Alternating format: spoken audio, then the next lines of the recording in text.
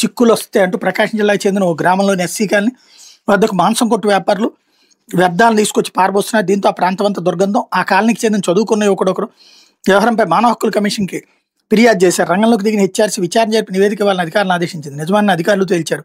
HRC వెంటనే స్పందించింది. మాంసం వ్యర్థాల కుమరింతను అడ్డుకోవాలని అధికారులను ఆదేశించింది. ఇట్లాగా వివిధ అంశాల మీద హక్కుల కమిషన్కి ఫిర్యాదు చేయొచ్చంటూ ఏపీ హెచ్ఆర్సీ చిరునామా ఆంధ్రప్రదేశ్ రాష్ట్ర మానవ హక్కుల కమిషన్కి సంబంధించినటువంటి దాన్ని హైలైట్ చేసింది. లేకపోతే సాక్షి వచ్చేటప్పటికి మోన్ తాండవం అన్నటువంటిది హైలైట్ చేసింది. అన్నదాతల ఆశలను చిదిమేసిన తుఫాను, ముంచెత్తిన వానలు, ఈదురుగాలులతో పంటలకు తీవ్ర నష్టం. దాదాపు 15 లక్షల ఎకరాల్లో పంట నష్టం. నేల కొరిగిన వరి 30% విస్తీర్ణంలో పంటకు దెబ్బ. ఇతర ప్రధాన పంటలు అదే పరిస్థితి. ముంపుకు గురైన మొక్కజొన్న, అపరాలు, వేరుశనగ పంటలు, కుండపోత వర్షాలకు కుళ్ళిపోతున్న పత్తికాయలు, తుది అంచనాలు ఎప్పుడు కొలిక్కొస్తాయో తెలియని దుస్థితి. వీటన్నిటికీ తోడు కూటమి ప్రభుత్వ నిర్వాహకంతో అపార నష్టం. ఈ క్రాప్కు మంగళం. ఉచిత పంటల బీమాకు ఎసరు. పెట్టుబడి సాయం 40,000కు గాను 5,000. అది కొంతమందికే. ఉల్లి, టమోటా, పొగాకు సహా పంటలన్నింటికి గిట్టుబాటు ధర కరువు. ఆర్బీకేలను పూర్తిగా నిర్వీర్యం చేసి వ్యవసాయం వెన్నువిరిచిన వైనం. ఎరువులు, విత్తనాలు అందక రైతులు విలువల. వీటన్నింటిని అధిగమించి సాగు చేస్తే నిండా ముంచిన వర్షం అన్నటువంటిది హైలైట్ చేశారు. ఇందులో అతి ప్రొజెక్షన్ అనమాట. బేసిక్గా ఇప్పుడు ప్రభుత్వం ఏం సాయం చేస్తుంది ఇది దాని తర్వాత మాట్లాడచ్చు. కానీ ఇప్పుడు ఏంటది ఏది ముంపుకు గురైనటువంటి ఇవన్నీ రాసుకురావడం వరకు బాగానే ఉంది. ప్రభుత్వ నిర్వాహకంతో అపార నష్టం ఎందుకు అవుతుంది ఇందులో? ఈ క్రాప్కు మంగళం, ఉచిత పంటకు బీమా వేసరం. అది దీనికి దాన్ని ఈ టైంలో లింక్ చేసుకుని రావడం ఇదంతా ఒక ఎత్తు అయితే, మెయిన్ ఏంటంటే వానలు, ఈదురుగాలులతో ఇమ్మీడియట్గా ఎందుకు పరిష్కరించలేదు? జగన్ ఉన్నప్పుడే ఆయన ఇమ్మీడియట్గా పరిష్కరించారా?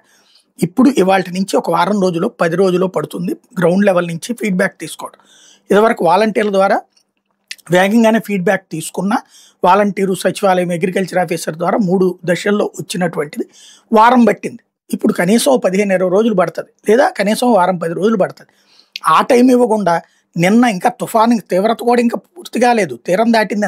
అదే సందర్భంలో ఇప్పటికీ వర్షాలు పడుతున్నాయి, చెరువులు నిండుతున్నాయి, కొండలు దెబ్బతింటున్నాయి. అవన్నీ ఉండగా పంట నష్టం ఇప్పుడే వేసేస్తారా? అట్ట వేయలేదని చెప్పడం అనేటటువంటిది రెచ్చగొట్టడం. అప్పట్లో ఈనాడు జ్యోతి కూడా అదే నీచ జర్నలిజం చేసినాయి. అప్పుడు నేను ప్రస్తావించాను వాళ్ళు తెలివితేటలకు పోతున్నాను. ఇప్పుడు సాక్షి సేమ్ అనమాట. అప్పట్లో దానికి హితబోధలు చెప్పేది, ఇప్పుడు వీళ్ళు అదే పని చేస్తున్నారు.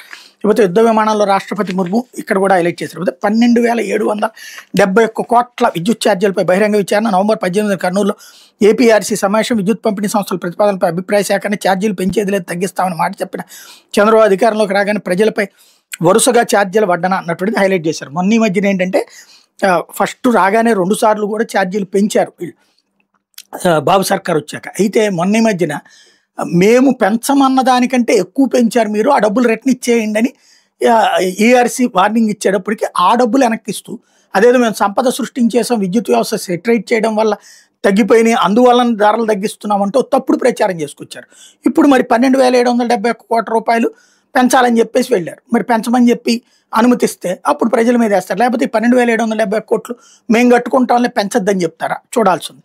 లేకపోతే హైకోర్టు న్యాయమూర్తిగా చేసే సుబేందు ప్రమాణం ఇక్కడ కూడా హైలైట్ చేశారు. లేకపోతే కాల